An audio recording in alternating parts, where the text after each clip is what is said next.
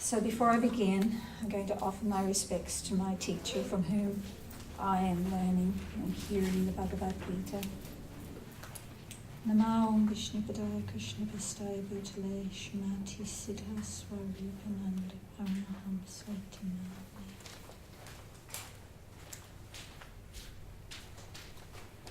So, just to recap in a couple of sentences last week's, the first part of the course, just in case there's anybody here who wasn't here last week as well. So we were talking about this great battle that was about to start, the Battle of Kurukshetra.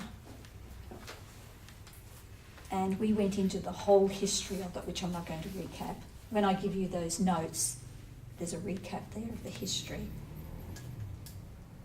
But we know that it led to this point where Arjuna, one of the warriors, one of the chief warriors there, before it was about to begin, a long time ago, before battles began, it would all be arranged, the exact timing of the battle.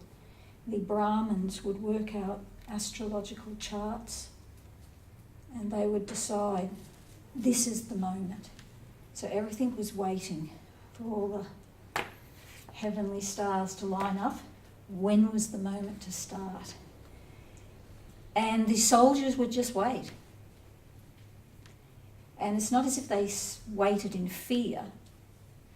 They would just calmly wait. It was the calm before the storm that every soldier knows about. So Arjuna had asked Krishna to take him on a chariot in between these two great armies.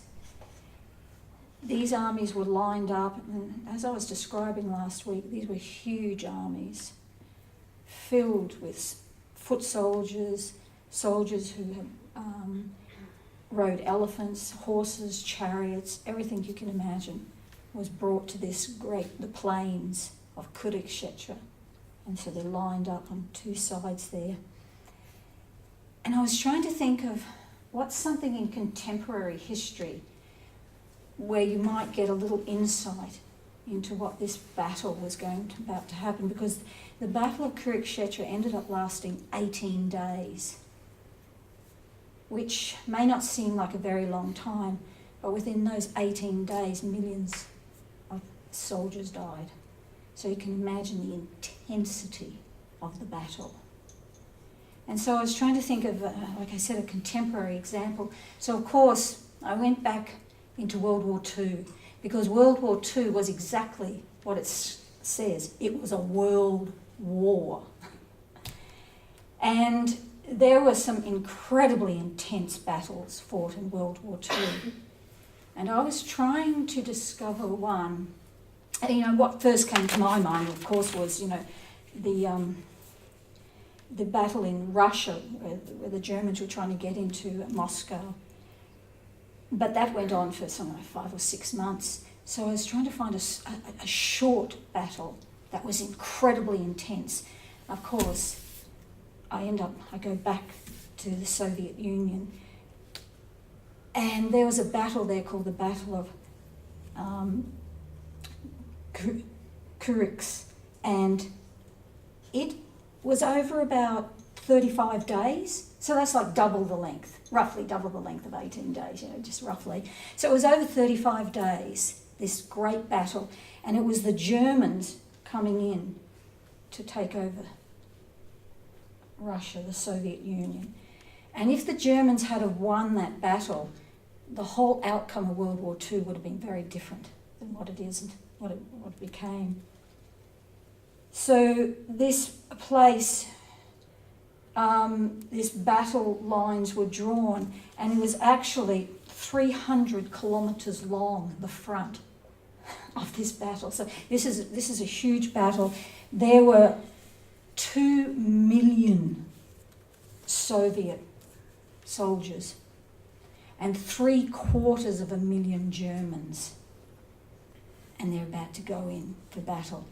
And the Germans were very good at planning battles. Very good. But the Soviets had been pre-warned by the British months beforehand that the Germans were going to do this. So the Soviets were dug in deep, ready for the Germans. And the Germans had this, can you imagine a battlefront that's 300 kilometres long? But the Germans worked it out. There were 2 areas they were going to spearhead into. 2 areas. And if they spearheaded in and broke through, it was going to be all over. They were going to Moscow, and no one was going to stop them. So this was a very intense battle that took place. And as I said, there were nearly 3 million soldiers involved. And at the end of 35 days of intense fighting, there were over 1 million dead or severely injured men lying on that battlefield in 35 days. Can you guys imagine what that must be like? 1 million dead or severely injured. They're going to die anyway from the injuries, lying on the battlefields. So that's contemporary history, and it's very real, and it's really happened. And it's something that we can reach back not that long ago, and you can read all about it, how intense the fighting was. They had something like 6,000 aircraft in the air shooting down. They had something like 5,000 tanks, because, the Russians and the Germans, tank warfare they were very good at tank warfare. So the amount of artillery that must have been fired in those 35 days, I can't even imagine what the landscape looked like at the end of it. So I'm just trying to give you an idea of the intensity of how intense a battle can be. So if you reach back further in time now to the Battle of Kurukshetra, it was even more intense. Even more intense than that. So all the soldiers now waiting for the exact moment to start, they knew this. Every single soldier that was there knew that they most probably wouldn't come out of this alive. And yet not one heart faltered. They were ready. They were ready for battle. Except Arjuna, who asked Krishna to take the chariot between these 2 armies. And he was the only one who began to question, is this what I should be doing? Should I be here, about to kill so many family members, so many friends, so many teachers? Is this what I should be doing? Of course, all of this is arranged by Krishna, because remember I told you last week that Krishna actually spoke. The Bhagavad Gita is all about all the different systems, the primary systems of yoga, and he explains them all, and he explains them as they set the stages. And he explains them all, and he had explained them all a very long time ago, and it had been lost in time. So he was coming to re-establish this knowledge of yoga, this wisdom. And he chose, for this second time, to speak it just before this huge battle. And as I said last week, this is, when you start to reflect on it, it was absolutely perfect, because the first time he spoke this whole system of yoga, he spoke it to Vivishwan, who was a yogi himself. He was very controlled. His senses were controlled. So for him to take in all this knowledge of yoga system was very easy for him. And so if you were hearing it from Vivishwan, in a sense, you couldn't put yourself in that place. And actually Vivishwan didn't really have questions. He was just receiving all this knowledge. So the second time Krishna speaks all this knowledge to Arjuna, it is so perfect for us because Arjuna's asking questions all the way through. And that's just an amazing opportunity for all of us to hear the question Arjuna's got, and you can really relate to a lot of it. So, sometime in your life you might relate to a particular question he asked then. Later in life you might relate to another question he asked. It's timeless, his questions. They're timeless. They've got nothing to do with, he asked those questions and they hadn't even invented microphones then. Or, this sort of stuff, all that sort of stuff just disappears when you've got these timeless questions of the heart that people have. So now you've got this scenario set up. It's beyond our human experience, what was about to happen next, this great battle. And so it's just stopped in time. Everybody's waiting. And then Krishna starts privately answering Arjuna's questions. Krishna wasn't blasting out the answers for all the soldiers to hear. He was privately answering Arjuna's questions and setting out this knowledge of yoga. So we're going to start tonight with the second chapter, chapter 2 of the Bhagavad Gita. Last week we did chapter 1, which was called Observing the Armies, and so we went into the history of it.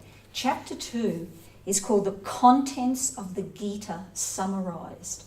So in it, Krishna immediately starts. He just goes in for the full punch sort of thing, immediately answering Arjuna's questions. He wasn't like, because Arjuna is really distressed, very distressed. And it's not like, Krishna said, you'll be all right, pat him on the shoulders, all that sort of, softly stuff. Krishna just goes right in with it, with this knowledge, because in reality, it's knowledge that brings a person happiness. I know there's a saying nowadays, what's it called? Ignorance is bliss. Isn't that some sort of saying they have? It's not true. Knowledge brings you happiness, not ignorance, okay? Ignorance just masks over for a little while, and then you find yourself down the track in anxiety and frustration and bewilderment again and again and again, right? It's knowledge that will give you that foundation from which you can build a happy life. So Krishna just went in for it with the very first chapter that he's speaking, and he basically summarized, that's why it's called, the Gita summarized. He basically summarized the whole system of yoga.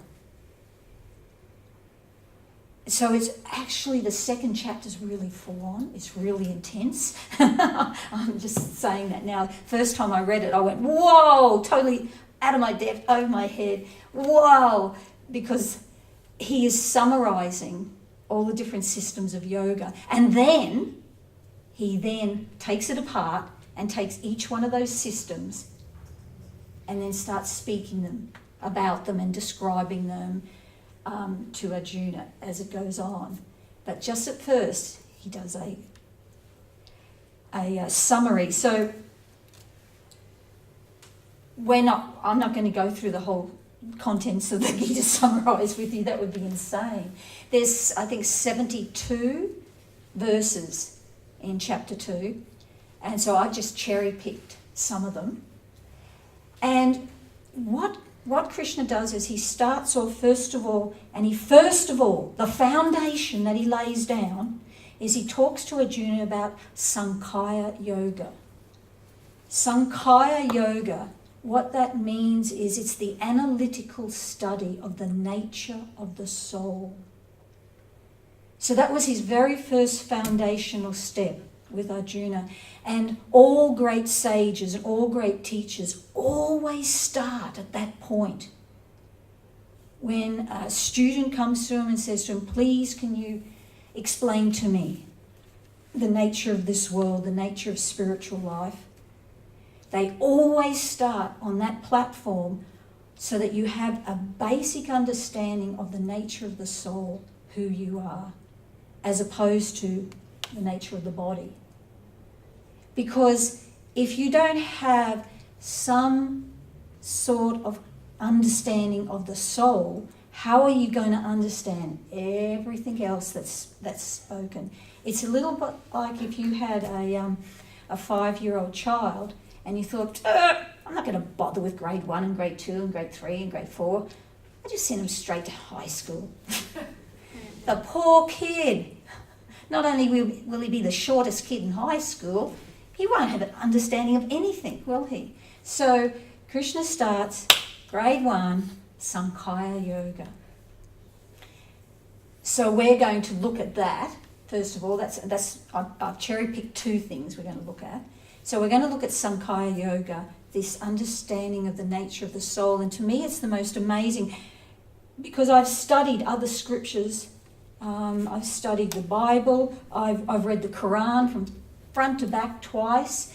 And throughout all these other scriptures, they're always talking about the soul, but they don't explain very much the nature of the soul. So you come away from it with, I'm soul. What does that mean though? What does it actually mean? And that's why you'll have people saying, my soul. Because they don't understand that they are the eternal soul. The soul's not a possession of them, because then that still leaves you, well, who are you? Right? Basically, they think they're the body and they have a soul inside their body, sort of thing like that. It's very confused because it's not explained to them step by step. But in the Bhagavad Gita, Krishna starts off with a very solid explanation of the nature of the soul. Then after he's talked about Sankhya Yoga, he then starts to talk about Ashtanga Yoga. He talks a little bit about Ashtanga Yoga. And those of you who have done any sort of Hatha Yoga, teacher training or anything like that, Patanjali, not so long ago, in terms of yoga history, he wrote down a whole system on Ashtanga Yoga. It was already, Krishna explained it 5,000 years ago. Ashtanga Yoga, really, if you wanted to capture it all into one go, it's really about learning how to control your senses and the mind. It's all different limbs of learning how to control the senses and the mind. And then Krishna goes on to, after a person first of all understands that they're the soul, then they understand how to not be caught up with all your senses and the mind, be dragged around by your mind. Then Krishna goes on to explain about karma yoga, how you can take, because actually when Krishna was explaining about Ashtanga Yoga, and another word is Buddhi Yoga is also understanding how to control the senses and mind. When Krishna was explaining it to Arjuna spoke this, I wrote it down here, he spoke this really famous verse after he's listening to Krishna. Krishna's expertly explaining it. And Krishna, when he explains things, he doesn't do it to bamboozle you. He does it so that you get it. He does it in a very clear way so that you understand it. He's not trying to bamboozle you, and he's not trying to make it like, oh, I'm Krishna, I understand more. You're just, mindless. He wants you to get it. So he was explaining it very nicely to Arjuna, and still Arjuna says to him at the end of it all, in the 6th chapter, Arjuna says, when he's talking about, controlling the mind and the senses, Arjuna says, the mind is restless, turbulent, obstinate, and very strong, O Krishna. And to subdue it seems to me more difficult than controlling the wind. So Arjuna is this great warrior who actually has great control over his anger, his emotions. He has great control over his strength and everything like that. But he's saying, to control the mind. He said it's more difficult than trying to control the wind. And Krishna's agreeing. It is. Those systems of yoga, they're like a step by step. All the systems of yoga have to be founded upon Sankhya yoga, the understanding of knowing about your nature as soul. But then there are the other steps in there, like Buddha yoga and Ashtanga yoga and that people are attracted to. They're attracted to those ideas of being a yogi in a cave and controlling their life air and all this sort of thing. But it's actually incredibly difficult, and as time has gone by, it's almost impossible nowadays. Because even if you go up into the forest, helicopter goes over the top of you, or there's a trekking team that can walk into your cave, and just start taking video photography of you or something. It's very difficult nowadays to try and live the life of these yogis from past times who are able to really divorce themselves from society and go somewhere by themselves and learn to start to control their mind and their senses. So it's not the system of yoga for nowadays, and even 5,000 years ago, Arjuna was saying that's impossible. So then Krishna goes, well, next step, karma yoga. In karma yoga, a person learns to take the mind, take the senses, take the body, and work in service to the Supreme Person and all his children. That's called karma yoga. And that is easier to do, no doubt. That is easier to do. But it's still not the whole picture of yoga. There's still one more step in the system of yoga, and it's called bhakti yoga. And it's the summit of all the systems of yoga. So in the Bhagavad Gita, Krishna speaks, he's got a whole chapter on Sankhya yoga, chapter 6 I think it is. He's got 2 chapters on karma yoga. So he goes into those yoga systems, but the majority of the Bhagavad Gita, he's talking about bhakti yoga, because it is the fulfillment of all the yoga systems. And in bhakti yoga, it's taking that step out of karma yoga. In karma yoga, a person is serving the Supreme Person and all the children of God in a sort of a duty, a sense of duty. In bhakti yoga, it's done completely from the platform of love and a relationship with the Supreme Person. That's what motivates bhakti yoga. It's a relationship, a loving relationship with the Supreme Person. And it's a two-way loving relationship. A lot of times people think nowadays, well, not even just nowadays, for a long time, when you talk about a loving relationship with the Supreme, they think in their minds, okay, it's one of 2 things. It's either there's God and he's sitting on a concrete chair and he's looking at you and you're bowing down and you're loving him. And you're paying your respects and you're praying to him and you're loving him. That's one. But he's not responding to you in a loving manner. He's just granting you things. Yes, okay. And then the other one is, and especially nowadays, this is really prevalent nowadays, God is your servant. You pray to him for whatever it is that you want and he supplies it. That's a very popular one nowadays.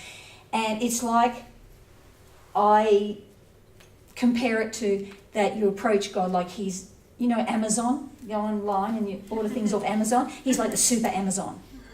So whatever it is that you want, you go and pray to God and you want that from him. And you want it delivered quickly. Okay? You expect it to be delivered quickly. So these 2 things, so when I talk about a two-way relationship with God, it's neither of those. It's actually you, as the soul, responding in an open-hearted, loving manner to the Supreme Person, very personally, and he's responding back to you very personally. That's what they're talking about when Krishna talks in the Bhagavad Gita about bhakti yoga. And Arjuna has this relationship with Krishna, that Krishna is his best friend. And Krishna even addresses him that. He says, "Oh, my dear Arjuna, my dear friend." That's how he addresses him. And Arjuna is relating to Krishna that Arjuna can open up his heart and ask him anything, any questions he's got. He doesn't have to be embarrassed. He doesn't have to feel like a fool, because Krishna is his best friend. You know when you get together with your really good friend and you're just being confidential with them, there's nobody else around, you can actually open up your heart to them and say, look, God, this is how I feel. And they'll say, and they'll respond to that, right? Well, this is how Arjuna is relating to Krishna just before this great battle. So this is not a very conversation that's about to take place where it's very stiff and very formal. That's not how the whole Bhagavad Gita is going to lay out in front of you. It's going to be this wonderful relationship where Arjuna is asking his best friend, but what about this? But what about that? That's why Krishna could explain to him the whole thing about Astanga Yoga and Buddha Yoga, controlling the mind and everything, and Arjuna can just turn around and say, but it's too difficult.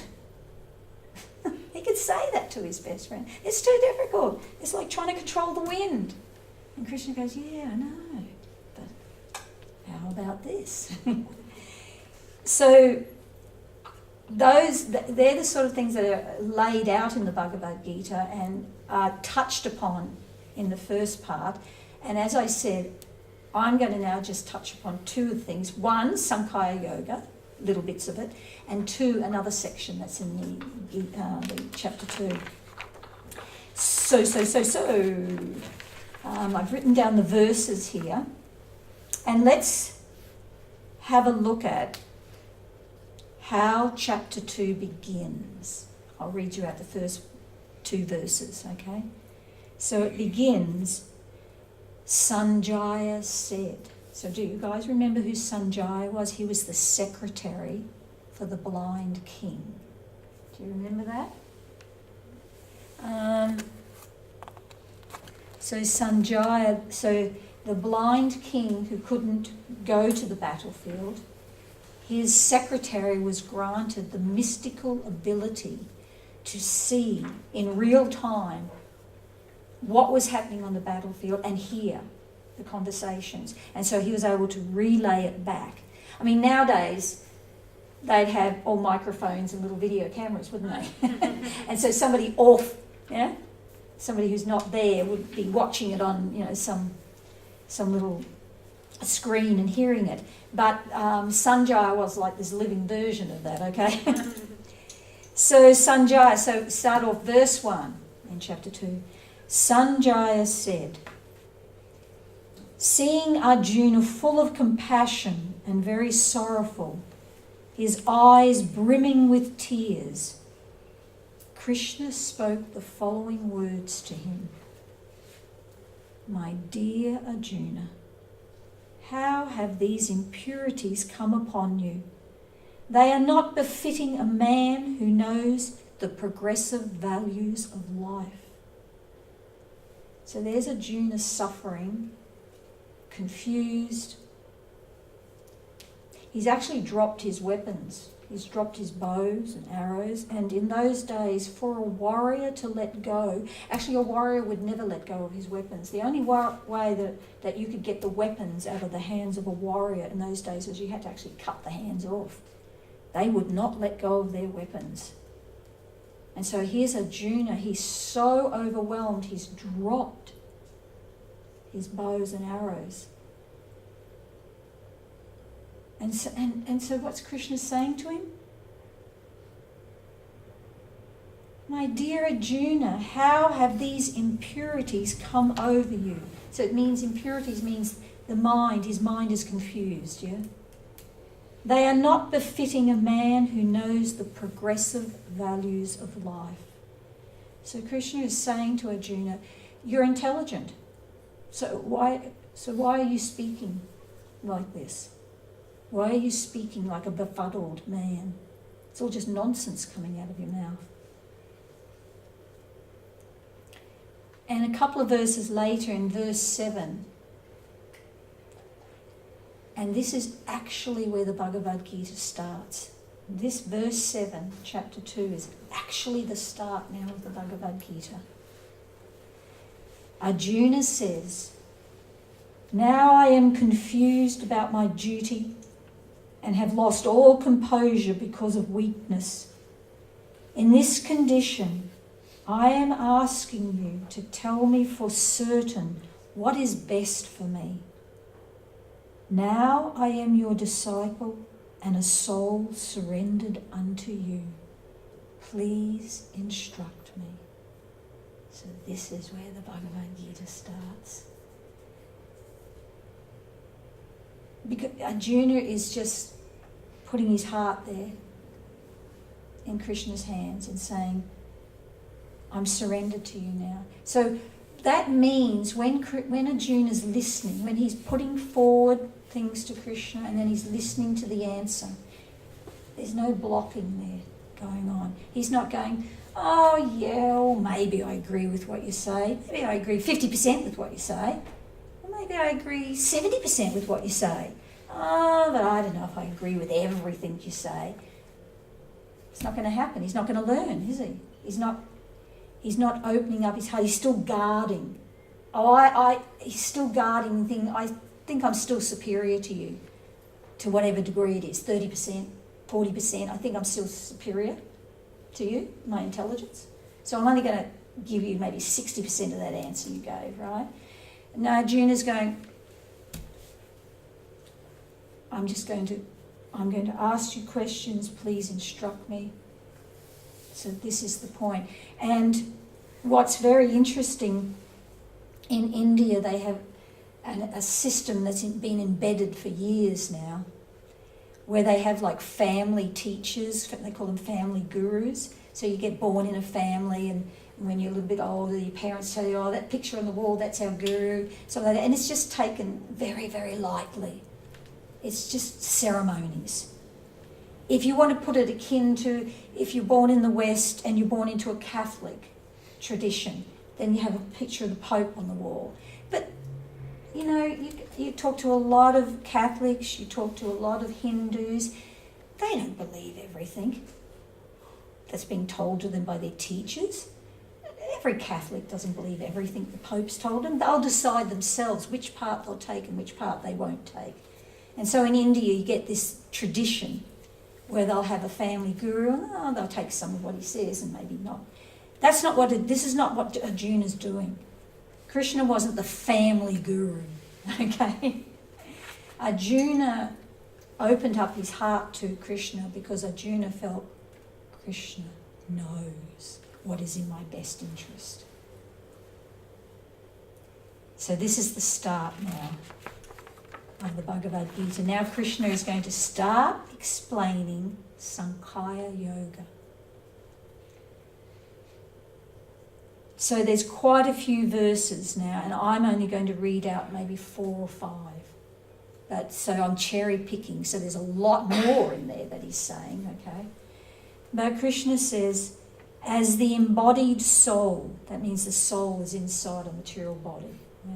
As the embodied soul continually passes in this body from boyhood to youth to old age, the soul similarly passes into another body at death. A sober person is not bewildered by such a change. So this verse that Krishna spoke 5,000 years ago, the scientists just now, in the last 20, 30 years, 40 years, are discovering the truth of it. The scientists now know that the body that you have on, made up of all these cells and molecules and atoms and that, is continually changing. The body is continually changing. And if it's not the cells themselves, it'll be the molecules or the atoms that make up those cells, continually changing. And some scientists will say every 5 years, some will say no, every 7 years. So they still haven't pinpointed it exactly, but you actually have a completely new body on every few years. But you are the constant factor in there. You don't feel like you're a completely different person, do you, every 5 years? You know, it's just the body changing, and basically you don't notice it very much until you look back at some old photos, or you meet somebody from the past and you're looking at them going, they've changed, haven't they? And they're looking at you going, God, they've changed. You know, the body changes, you know what I mean, like that. You just get used to it changing all around you all the time. Hair falls out. It happens to everybody, doesn't it? You know, just its hair fall out all over the place. If you've got carpets in your house, you don't notice it much, but if you've got floors in your house, especially if you've got white tiles in your house, boy, do you notice all the hair falling out of everybody who lives in that house, okay? You've got to vacuum clean it up all the time. Your nails grow, that's dead cells. You're spitting up stuff. Skin cells. That's why if you go away on to the beach, maybe for a summer holiday, and you come back with a tan, a couple of months later you're back to being white again, because all those skin cells, they've all fallen off. Yeah? And the other ones have grown up that didn't get tanned, right? So the skin cells are falling off all the time. And actually it's millions of skin cells falling off every day, millions. And the reality is that all around us are skin cells. So when you live in a house with other people, their skin cells are everywhere and they mix with the dust. So the dust you can see, but there's all skin cells with the dust as well. So it's really fantastic when Mum vacuum cleans regularly. And all the dust that's settled on top of, your picture frames, on top of your computer, on top of your window frames, there's all dust collects. It's full of skin cells as well. And then when you go to the office, woo, yeah, you got all the skin cells of all your fellow workers as well, mixing it all up. Okay? And this is just the reality. You talk to a scientist and they'll tell you this is actual reality. We're surrounded all the time by bits of bodies. And what's the big one that we all know about? Going to the toilet. That's the big one, and it's such a big one we really try hard to cover it up. There's all kinds of sprays, you can put on all sorts of little things that you can do, to try and cover it up, but it's just reality. So the scientists know this is reality of this body, and Krishna's saying this 5,000 years ago. I'll read that little bit again, where he's saying that the soul passes in this body from boyhood to youth to old age, because the body is changing. And the soul just goes along for the ride in that body, and the body's all changing around it. And he says, similarly, at the time of death, the soul leaves and goes into another body. A sober person is not bewildered by such a change. Because we're not bewildered by the change when we're in this body now and we know 10 years ago we had a completely different body on. We're not bewildered by that, are we? Because we think we're the body. And so we don't get bewildered by it. In verse 17, Krishna explains, know that which pervades the entire body is indestructible. No one is able to destroy the imperishable soul. So this is another incredible verse that Krishna is saying that the soul pervades this entire body. What he is referring to, because it is explained in depth in the other yoga texts and that, it's not like the soul is like all over the body, the soul. It's the soul is located in the region of the heart. In the region of the heart is where the soul is located, where you are located. That's why people always feel from the heart. Yeah, they feel love from the heart. Yeah, it's coming from you, the soul, and it's not coming from that heart thing. You guys have all seen hearts. Yeah, they're pretty gross actually. That's not you. And you're located in that region, and that's why this body is alive. because life comes from the soul. Life doesn't come from a material combination. Life is a separate energy. Life comes from the soul. Life is spiritual. Now, once the soul leaves at the time of death, there's no life in the body. It's called a dead body. Sometimes if you're ever around people that are dying, they will experience, they may be able to tell you they're experiencing that it starts from the feet and the hands start getting very cold because the chi is receding. So the chi is receding and it starts to get cold and life is receding, and then the person leaves and then the whole body after a while becomes very cold. There's no life in it anymore. So Krishna is explaining this to Arjuna. Know that that which pervades, flows through the whole body, is indestructible. No one is able to destroy the imperishable soul. Because see, Arjuna's about to go into battle. So Krishna is just telling him, you're not going to kill any souls. You may kill the bodies, but you're not going to kill the person. Right? So he's really emphasizing this fact to this soldier. He then goes on to say, only the material body of the indestructible, immeasurable, and eternal living entity is subject to destruction. So only the material body is subject to destruction, not the soul. For the soul there is never birth nor death. See, because the soul is eternal. Eternality means there's no birth and there's no death. Nor having once been does he ever cease to be. He is unborn, eternal, ever existing, undying, and primeval.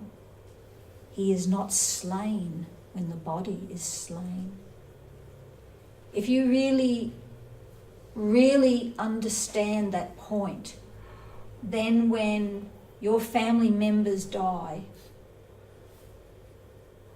you're going to know that they didn't actually die, their bodies did. Something happened to their bodies that made it that they couldn't stay in those bodies anymore.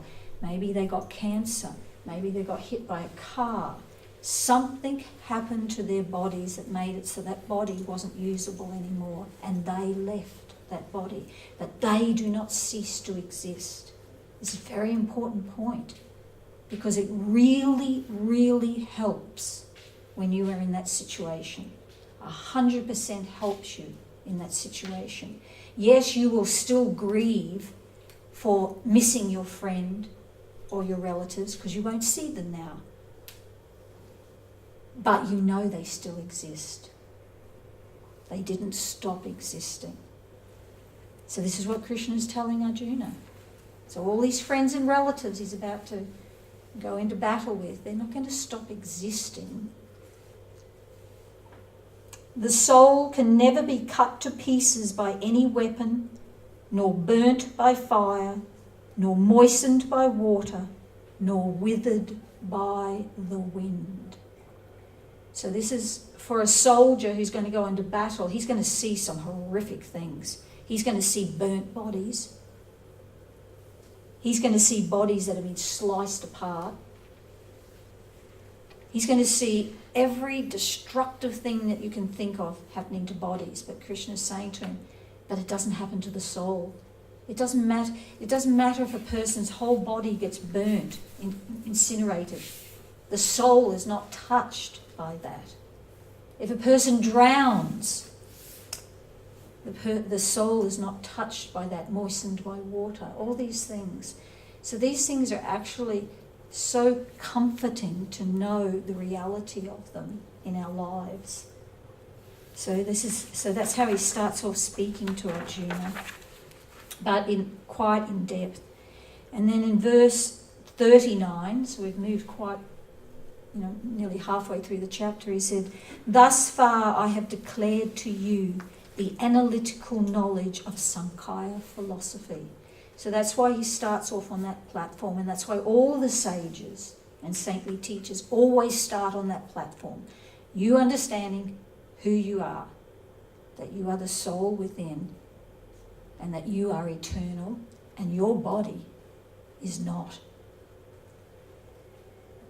Because if we don't understand that, we will want our body to be eternal. Because if we don't understand who we are, all we can relate to is the body, isn't it? And think this is us. And so we'll want this to be eternal. And we'll be looking for ways for this to be eternal. And we'll do the short-term one of, going to the plastic surgeons and all this sort of stuff, trying to make this keep it together as much as we can. And then we'll try and find, all kinds of strange, weird philosophies where they're going to make the body eternal.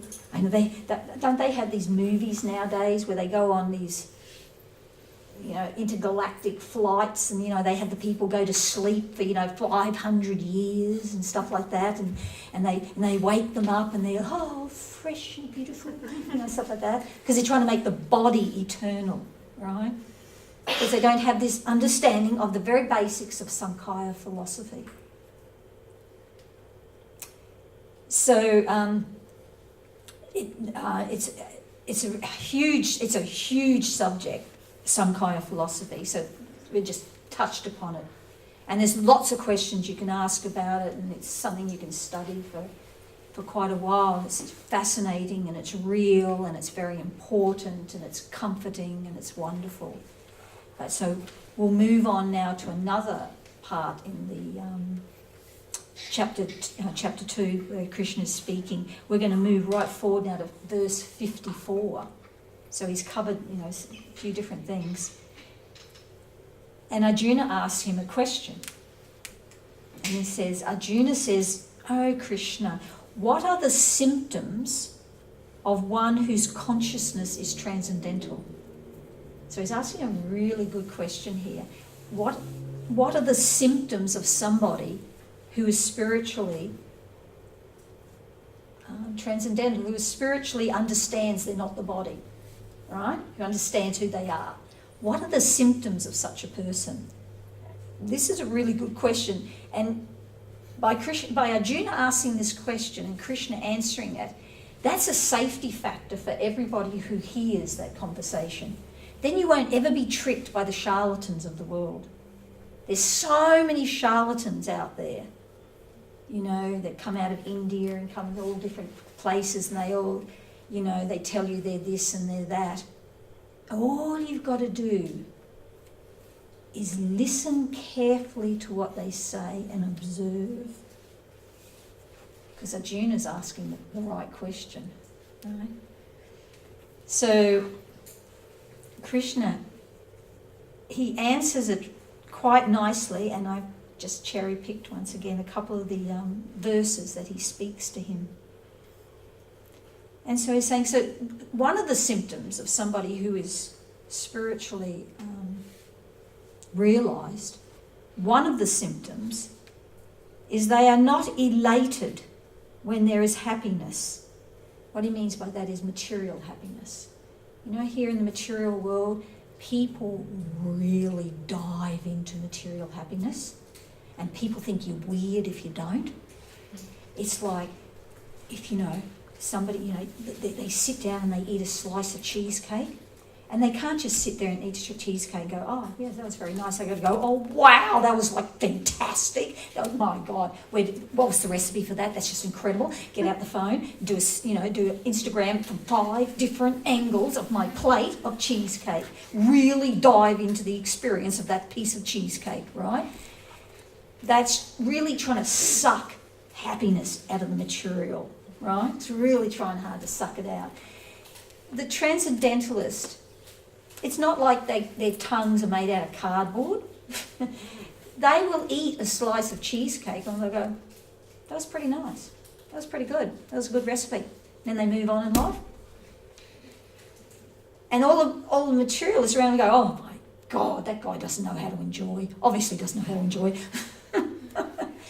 They are actually enjoying spiritual happiness on the highest level And material happiness is just like, okay, it's there, but, it's no big deal to them. They'll go, yeah, it was a nice piece of cheesecake. They genuinely, they tasted it and said it was nice. It's not like it's cardboard to them, but they just don't get overwhelmed by it, okay? So Krishna is saying, one who is not elated when there is happiness, because they are spiritually tasting a deeper happiness, you understand? It's a little bit maybe like, I don't know what you guys' favourite drink is. Let's pretend it's like a strawberry yogurt drink with, mint leaves in it or something really delicious, right? And that's like your favourite drink. And then somebody gives you a glass of warm tap water. You go, oh yeah, it's okay. But, so to the transcendentalist, even the nicest piece of cheesecake is a little bit like a glass of warm tap water. Yeah, it's nice, but okay. They've tasted better, okay? They've tasted an inner spiritual happiness. So he's saying one who is free from attachment, fear and anger is called a sage of steady mind. Wouldn't we all like to be at that point in our life where we were free from fear and anger? I mean, that'd be like a dream come true, wouldn't it? So this is what Krishna is saying to Arjuna, that this is what a sage is like. So this is what you can observe. Are they like that? He goes on, now this is a really interesting analogy. It's a very famous analogy Krishna's giving now because it's a visual analogy. One who is able to withdraw his senses from sense objects as the tortoise draws his limbs within the shell is to be understood as truly situated in knowledge. So once again, Krishna's talking about the senses. Everybody in the material world, we try so hard to enjoy our senses. Every single one of our senses, the sense of taste is a big one. The sense of smell, the sense of hearing, the sense of sight. We so much try to enjoy them. And if a day goes by and we don't get to enjoy our senses, we're depressed. Okay? But Krishna is saying that the sage, he's not depressed. He can withdraw from his senses from the sense objects, like a tortoise can pull his limbs in to the shell. It doesn't worry him. It doesn't worry him. So sometimes if there's beautiful cheesecake, you go, oh, that's very nice. And sometimes there's just a very plain piece of bread. Oh, okay, fine. He's not depressed about it, okay?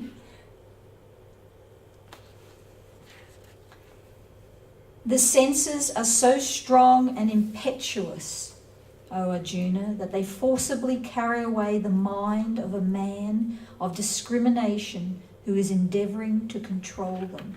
So he's telling Arjuna, this is not easy. This is not a light, cheap thing. To accept somebody as a sage is not a cheap thing. You really have to observe and listen to what they're saying and observe what they're doing. Are their actions befitting what they're saying? Are they still entangled with their senses?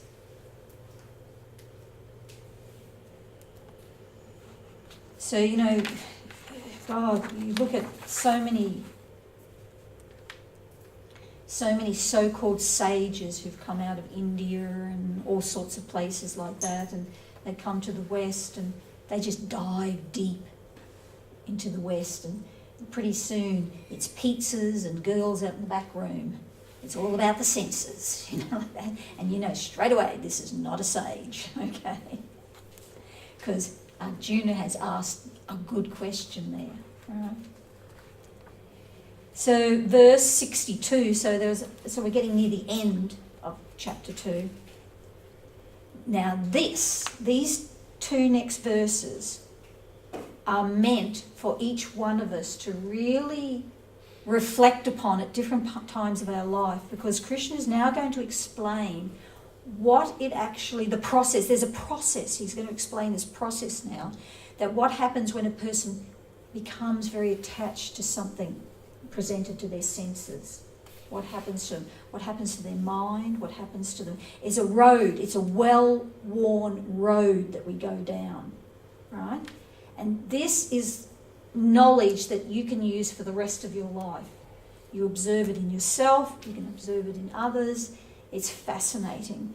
So Krishna's saying, while contemplating the objects of the senses, a person develops attachment for them.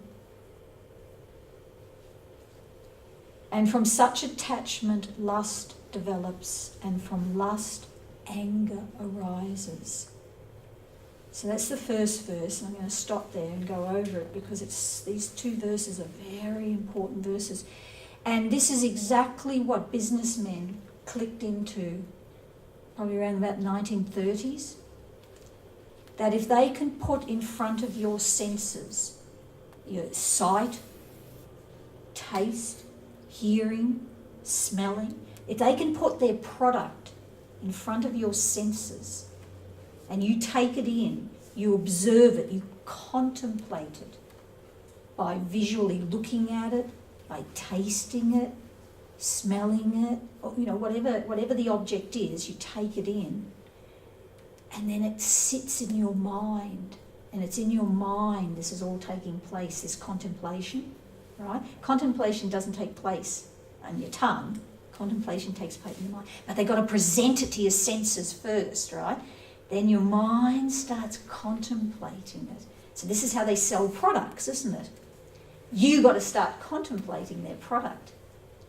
And then from that, you start to develop an attachment to wanting it.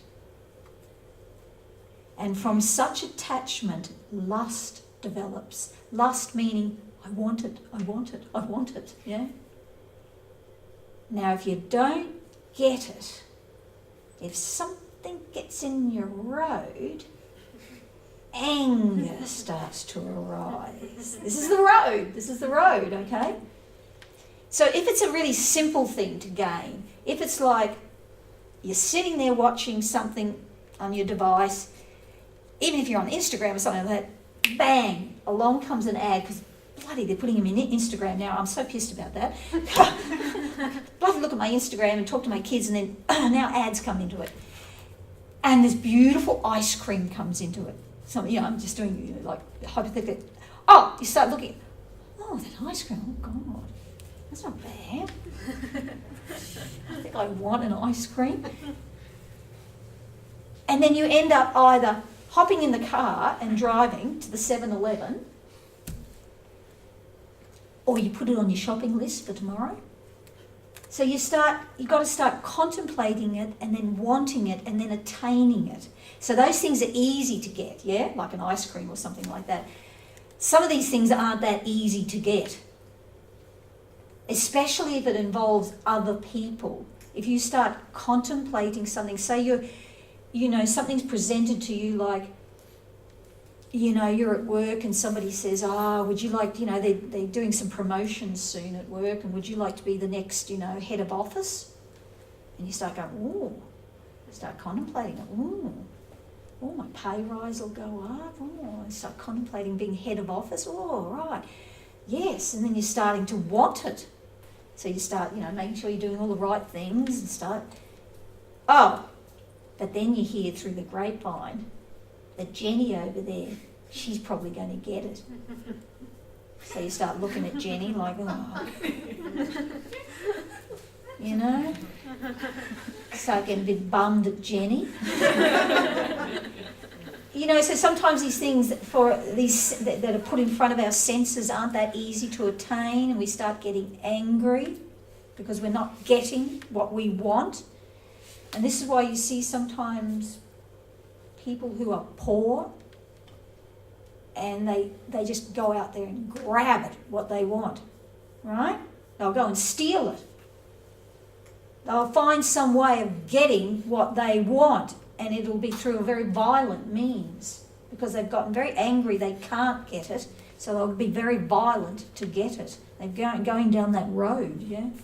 So then Krishna continues, he says, from anger. So if you feel yourself getting angry because you couldn't quite get what you wanted, you're getting angry about it, something's getting in your road or somebody is getting in your road.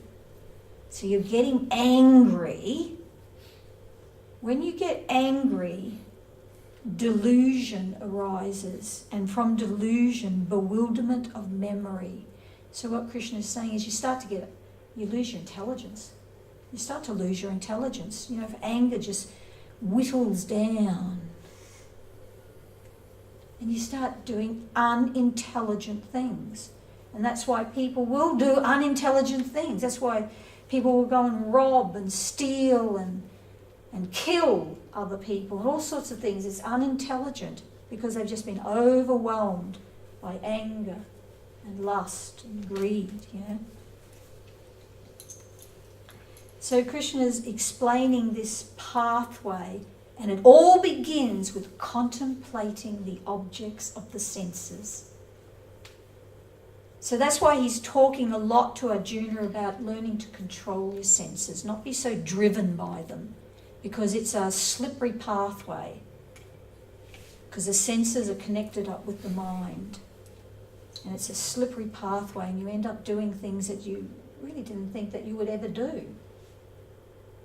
So he's explaining that pathway. So I think those two verses are really something that you can, every so often in your life, you go back and look at it and you go, is this what's happening to me at the moment?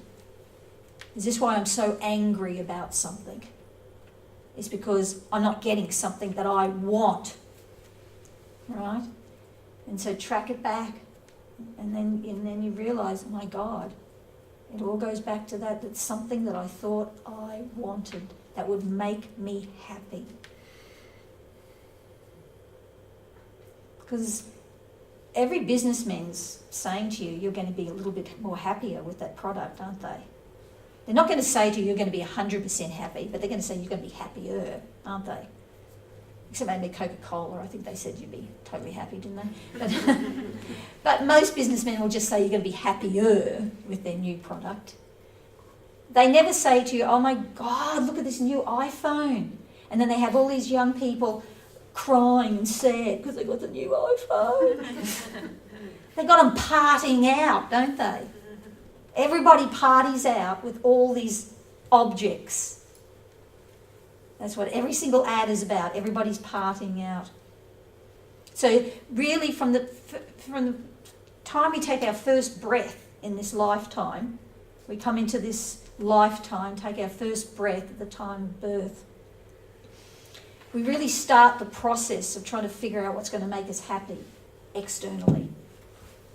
And it starts off quite small and narrow, because a little baby, to him to be happy is just, next warm milk from his mum and, a cuddle from his mum and dad or something.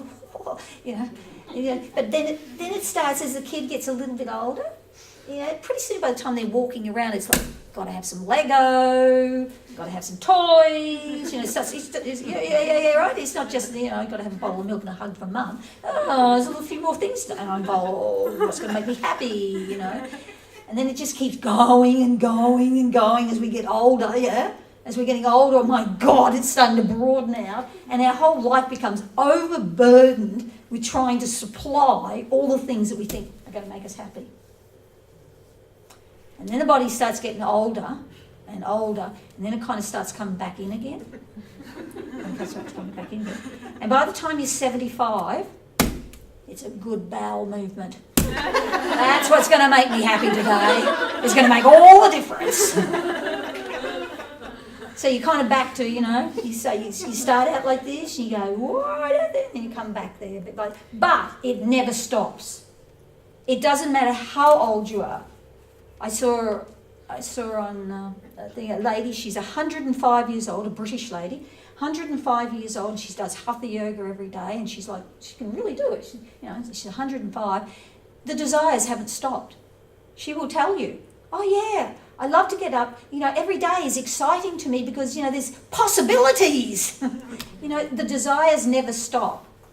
Don't think, when I reach a certain point, when I get the house and I've decorated and I've done all this and the car's okay, that I can just be peaceful. It'll all stop. It never stops because the senses are always looking at all the things around, and the businessmen make sure it never stops. We live in that kind of society nowadays where the businessmen make sure that it never stops. It never ceases, all these desires. So Krishna's really talking a lot to Arjuna about this in the beginning, with Sankhya Yoga, and then going into now Buddha Yoga and that, about looking at the senses, how much you're controlled by them, and how much more peaceful you will be. How much more peaceful your mind will be if you're not so controlled by your senses. So these are the first steps he's starting off with talking to Arjuna about. And they're timeless. And in fact, I think they're actually even more important nowadays than they were 5,000 years ago, to be quite honest, because of the nature of society that we live in. So the Bhagavad Gita, what Krishna spoke, has not become irrelevant. It's become more relevant to us nowadays. To stop for a moment, consider what Krishna is speaking to Arjuna, this knowledge, and to consider what a difference it would make in your own life, these platforms of wisdom that he's talking about. So I'll stop there now because that gives you a tiny overview on chapter 2. Chapter 3, the part 3 next week, I'm going to do it completely different. We're going to zoom right forward to, I think it's chapter 14, because it's the last part of the introduction. And it is something that always fascinates me. I'm not going to be talking about anything to do with the yoga systems or anything. Krishna actually speaks in 3 different chapters, so that's quite important. He speaks to Arjuna about the modes of material nature, which is something that you never hear about when you go to school, things like that, but it's so important. It's how we become conditioned. We are the eternal soul in this transitory changing picture. And we're always latching on to things to do with just this body. But we become conditioned by material nature, and it's called the 3 modes, and they're so fascinating. And so it just opens up your whole world when you read about these 3 modes of nature. So the booklets that I'll give out to you, I've done a chart up of how these 3 modes affect so many different aspects of our lives, from the food you eat to where you want to live. All these different decisions that you make in life are actually conditioned by the modes of nature. Very fascinating. Very fascinating. And once you start to get an overview of the modes of nature, you can actually start to make more wise choice about what you're doing in your life and with your life. Very fascinating. So that'll be next week's. So is there any questions at all coming from this week's? I can see a hand. Yes, sir. It's a black face, but I can see a hand. Thank you so much for your talk. I have a question about the first part of the talk that you gave when Krishna was talking. No, in this part, but the first part of this part. Yeah. When Krishna was talking to Arjuna, and he was telling him that even if you're killing a body, but you're not killing a soul. And I was just wondering how, in a bigger picture, how killings are not justified, but how does that... Yeah. In the material world, it's called, material nature has very stringent laws, and man is always trying to break them and suffering the consequences, with the environment and everything, yeah? So there's the laws of nature here in the material world that govern the material world, and included in those laws of nature are the laws of karma. So basically the laws of karma as Lord Jesus Christ actually summed it up so beautifully: as you sow, so shall you reap. So for every action that you do, there's a reaction. And it's no more and no less. It is exact. So that if you unjustly and unlawfully kill somebody else, even though you're not killing the person, but you're killing their body, you're taking away their body, you have to suffer that just to the exact same degree of suffering that you caused them. You have to reap that in the future. So there is consequences if it's unjustly done. I mean, if you take, I'm just doing a hypothetical thing now. You're sitting there on your veranda at home, and you're not harming anybody or anything, and then a guy comes up with a knife and he's going to kill you, right? You have every right to attack back and kill them. That's not unjustly doing, But if you're that guy who's going to come and kill you, no, he's going to reap. If he actually succeeds in killing you, or he succeeds in harming you in any way, even if it's just one slice, he has to reap that, right? If he cuts off your hand, he has to reap that. Even if he just does a little tiny bit of injury to you, whatever he does, it's not, right? So he'll reap that. And that's how we live all our lives in the human form. Everything you do, there's a reaction to it. Everything good you do and everything bad you do, there's reactions to it. People like to bandy around the word karma. You see it in movies and all sorts of things like that, Sometimes you'll see it when you go into a shop, they have a little sign, stealing is bad karma, things like that, So, but people don't actually understand how it rules every single part of every action that you do.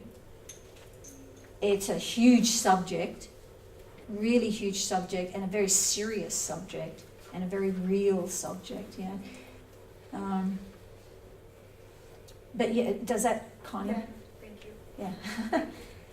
Because we don't have time to go deeply into, all these things, but I hope it helps a little bit. It did, thank you. Has anybody else got a question? Oh yeah, okay. Hello, thank you for the talk. I notice, I know it's probably the attitude of being Krishna conscious, but there's a lot of opulence for the senses in a lot of the pictures and the oils, the incense, the beautiful food. Seems very much indulgent in the senses. Yeah. So it's a contradiction in a way. No, it's a fantastic question you've got. She's basically asking the question, in any system, whether you're talking about in churches and things like, in any of things, like I think in the Russian Orthodox Church, they burn a lot of incense and things like that. So whatever the system, you'll find in the temples and the churches and things like that, they will have things that appeal to the senses. Yep. And what that's doing is it's taking the senses that we normally try to suck pleasure for ourselves, but you take that experience like smelling something nice or eating something nice, but you first of all offer it to the Supreme Person. There's the little trick there. So when you offer something to the Supreme Person, whatever it is, it's a rose, the smell of a rose, it might be, whatever it is. Then when your senses indulge in and engage in smelling or tasting or seeing, it's actually the soul enjoys that. It's a difference, and it's fantastic. It's a fantastic arrangement. And that's why a sage is not somebody who just,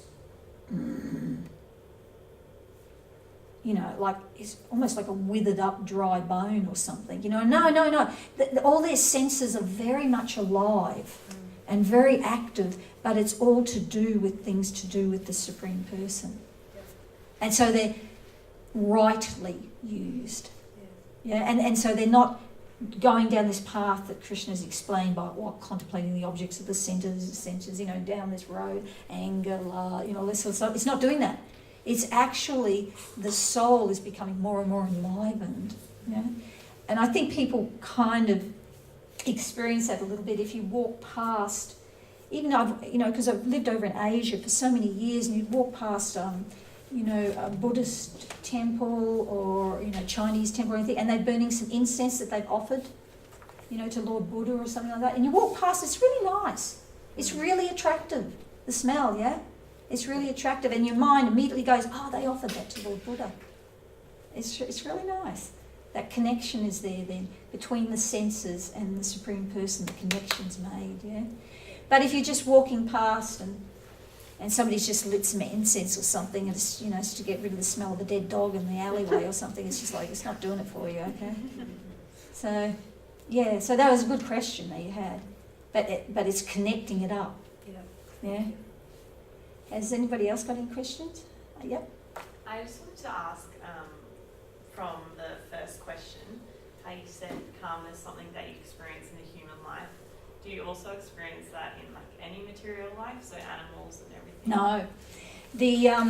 The difference you see in all other forms, living forms, whether we're talking about animals or plants or any living forms, life comes from the soul. So if there is life in any form, that means there's a soul present. But the difference is those souls, they're actually just equal. They're all our brothers and sisters, they're equal. But the difference is that their consciousness is covered over.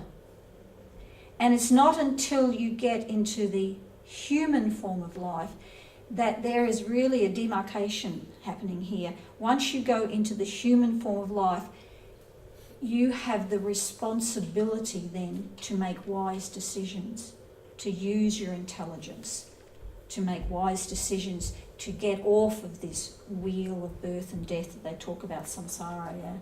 So when you're in the lower forms of life, you're just locked into eating, mating, sleeping and defending. It doesn't matter what, even whatever form of life it is, yeah? Eating, mating, sleeping and defending. But it's like Darwin observed. He observed that there's a growing complexity of forms, but he misunderstood and thought it was the forms were evolving, the actual form. But that the growing complexity of forms are already there, and it's the soul travelling through, going from very simple to more complex forms, and eventually getting into a human form, and that's the takeoff point. But with it comes responsibility and the laws of karma.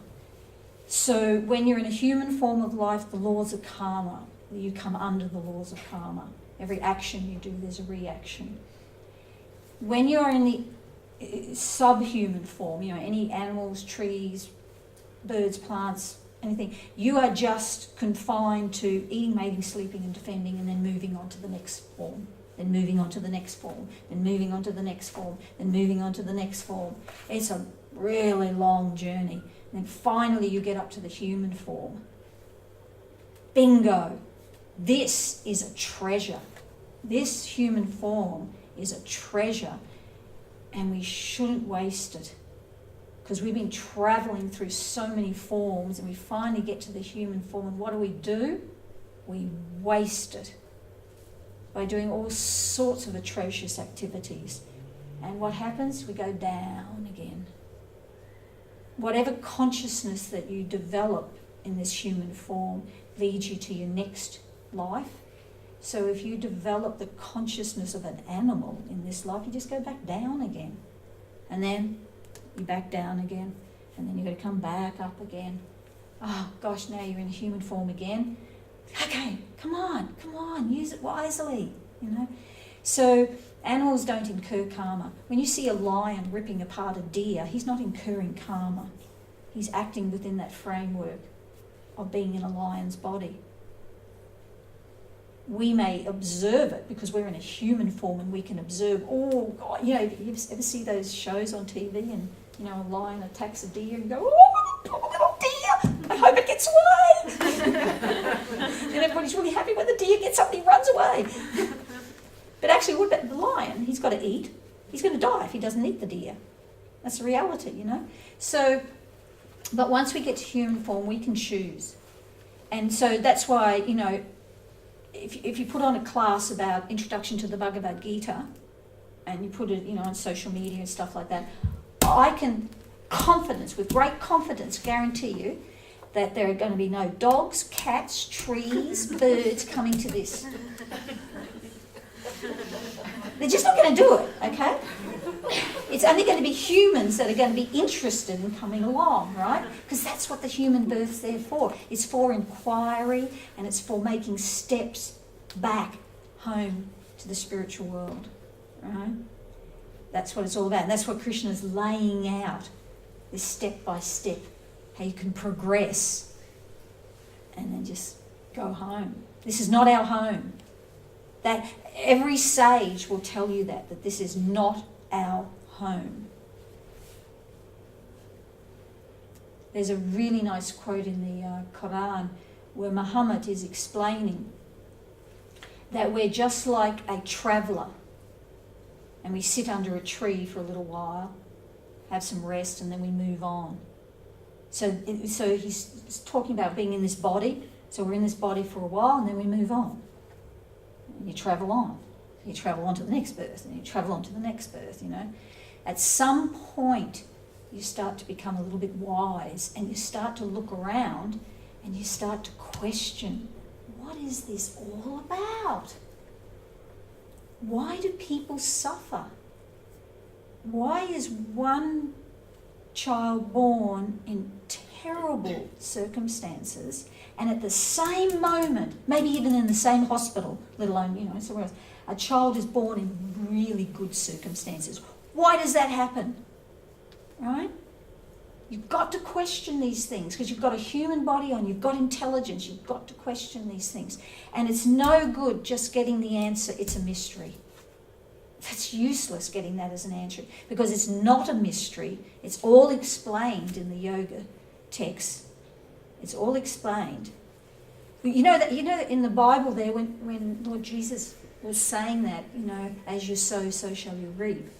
It's a really interesting circumstances around that, because he's walking, I think it was like through a marketplace or whatever, and he had a couple of his disciples there, and they came across, you can correct me if I got the details wrong, but I think it was a blind child.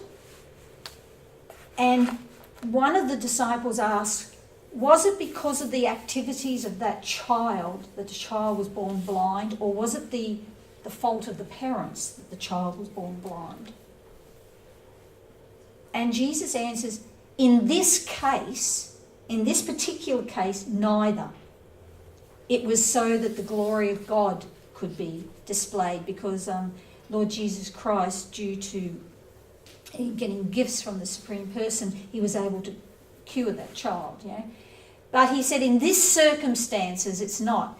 So usually in these circumstances a child will be born blind because of their past activities, and the parents will have a blind child because of their past activities. It's all perfectly worked out. We think Google and all these guys with computers are amazing what they can do. But material nature is streets ahead, okay? Every single person, their karma is accounted for from lifetimes ago, still coming through. That's why you'll see somebody, they might be 16, 17 years old, and they're real entrepreneur type, and they've got a business happening. You've seen this, by the time they're 19, they bought this first set of apartments. By the time they're 25, whoa! They've got 3 houses, and they're really, they're 40, they lose everything. It's all gone. They just lose it all. Every decision they made, somehow they just lose. It's because their good karma ran out, and it's coming from their past life. They don't even know, They're just along for the ride. You're just along for the ride with all these things you've laid down in your past. It's like a railway track. In this lifetime, you're laying down the tracks for your next life. So what you do now will fructify in your next life. So, sometimes people murder people and do terrible things and they get away with it. They don't get away with it. It's just that they didn't go to jail in this lifetime. But in their next life, it'll all be dealt with. So, and if you do good things in this life, then it's all dealt with in your next life as well. You know, you reap all those. So all these things are all very much worked out with every single person by the laws of nature. And the laws of nature are empowered by the Supreme Person, but he's not directly getting involved with every single person. It's like, you know, you have these guys who run big corporations. They don't get involved with every single thing that's happening on the factory floor. You know, they're the ones making the, you know, they're up there playing golf. So the Supreme Person's having fun, right? He's out playing with his friends.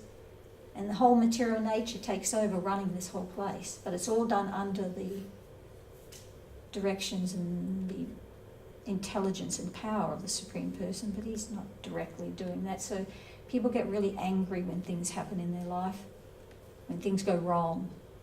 People get really angry at God.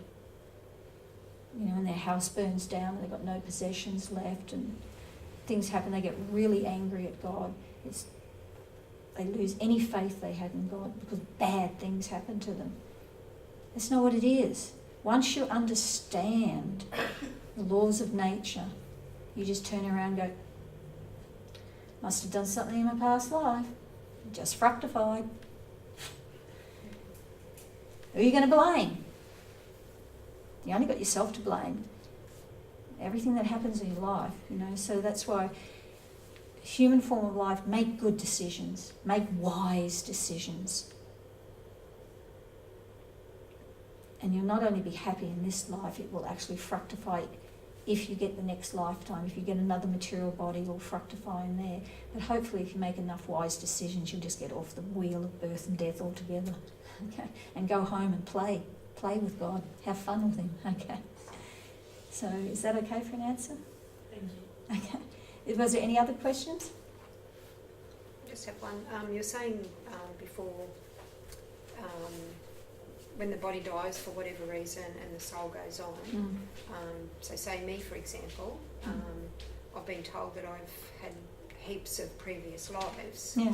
When my soul leaves this body, how long before I go into my next body, and how do I know who to go? How does the soul know who to go to? Yeah. It's all What worked happens out. after this? It's all automatically worked out. Yeah. That when you leave this body at the time, it's actually described in the yoga text that you come with a certain number of breaths. Each lifetime, you're given a certain number of breaths, and that's all worked out according to your karma. Mm-hmm. So that's why some people have very long lives and some people have very short lives. It's all worked out to their karma, number of breaths that they have. And when it's time, it's time. It's time to leave.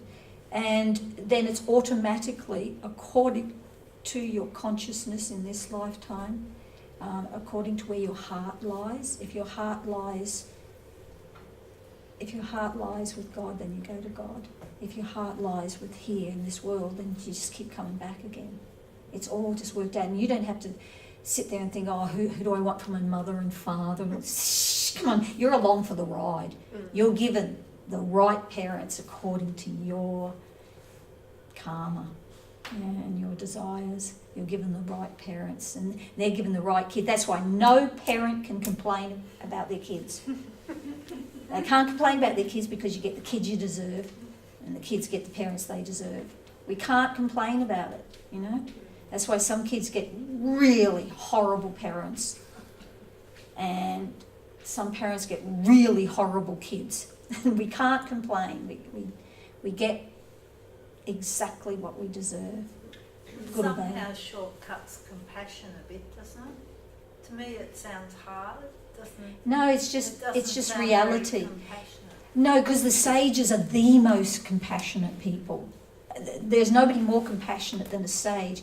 And they're looking at, let's say hypothetically, there's some parents there and they've got a kid who's just murdered one of the kids in the school grounds or something like that. They're a really horrible kid, right? And they're not just looking, oh, well, that's it, karma, like that. They're not thinking that. They're seeing the suffering of the child, they're seeing the suffering of the parents, and they try to give them spiritual food to relieve their suffering, the foundation of their suffering. They're not divorced from people's suffering. In fact, it breaks their heart to see everybody suffering. It really breaks their heart. That's what really motivates the sages. You know, if you look at, because we come from a Western society, we have, a kinship with Lord Jesus Christ, most of us, because, we were brought up hearing about him to some degree or another. But you look at the life of Lord Jesus Christ, what motivated him? It was love and compassion. He wasn't divorced from what was happening around him. Even when they're nailing him to a cross, he's talking to the guy next to him, trying to help him spiritually, isn't he? The compassion that flowed out of him is amazing. So yeah, it's not that you're not compassionate. It's just that you understand why it's happening in the reality. Yeah. Okay, I think that's probably... one professor. I've just got something just to add to what you were saying. So, something I thought about the other night after the first talk, and when a soul leaves a body and goes to another body, like, I don't really know how to ask it, but we've got souls coming into bodies. When we leave the body we're in, do we go back into a baby's body, or that's not quite? Yeah, okay. Like, do we start? Is there a hierarchy with that? And how long does it take to be reincarnated after we die? Yeah. Okay, so these are really, really deep questions you're asking, so I'll try and answer it in just a minute or two.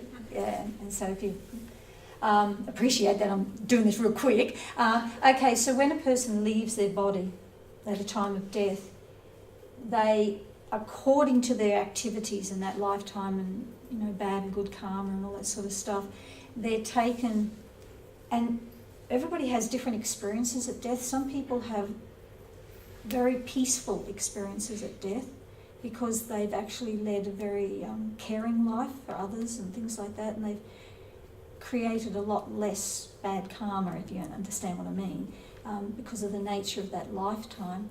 And so they're taken, it's a much more peaceful experience, and then they're placed into the womb at the time of conception. That's when, because life is coming from the soul. It can't be, it's not like there's a baby growing in a mother's body and at the time of birth at 9 months the soul enters. Well, Yeah, no, because life, it's right at the time of conception. Okay. And then the cells are splitting and, forming into the child's body, yeah? But that life enters right at the time of conception. Yes, right at the beginning, yeah. And it's automatically done by the laws of nature. There's quite a few books have been written in the last 20 years by doctors in America, really top specialist doctors in America, and a couple of them were actually atheists. They didn't believe in God or anything, but they just personally witnessed so many times people not dying but leaving their body while an operation was on, like a near-death experience, they call it, as a way of calling it, and they leave their body and they hover above. So it's the soul, they're hovering above while the operation's going on, and then they come back into their body because it wasn't time. It wasn't, the number of breaths, it wasn't time for them to leave. So they come back into the body, and afterwards they'll tell the doctor, I know exactly what you guys were talking about, and they describe everything. And some of these doctors go, no, that's not possible, and they come across it so much, they go, it's real. The soul leaving, but sometimes they come back in because it's not the time for them to leave. But most of the time, they leave, and then they go into the appointed womb. Now, whether that's a human womb or the womb of the lioness or the whatever it is, whatever's going to be their next birth, yeah. So that's immediate, is that what you're saying? It's immediate as soon as that soul leaves one body, I'll go to the next? In terms of time, it feels immediate. Yeah. It feels I'm immediate. not hovering around somewhere up there, wait to... sometimes the soul will hover around if they have extreme attachment for this body. I'm talking extreme attachment. They will hover around, and it's a horrible, horrible thing because they're so attached they can't leave, and they hover around, but they don't have the body. You know, so they're hovering around trying to still enjoy, you know, and they're still trying to contact their relatives and stuff like this, you know, and it's time for them to leave. A lot of times you hear people say that, it's time for you to go, yeah, just go, you know, because they're just hovering around, and it's not a nice experience for them because they don't have a material body on to use, and they're still not self-realised souls. They don't understand who they are and stuff like that, right? So, yeah, I mean, that's another huge subject too. Yeah.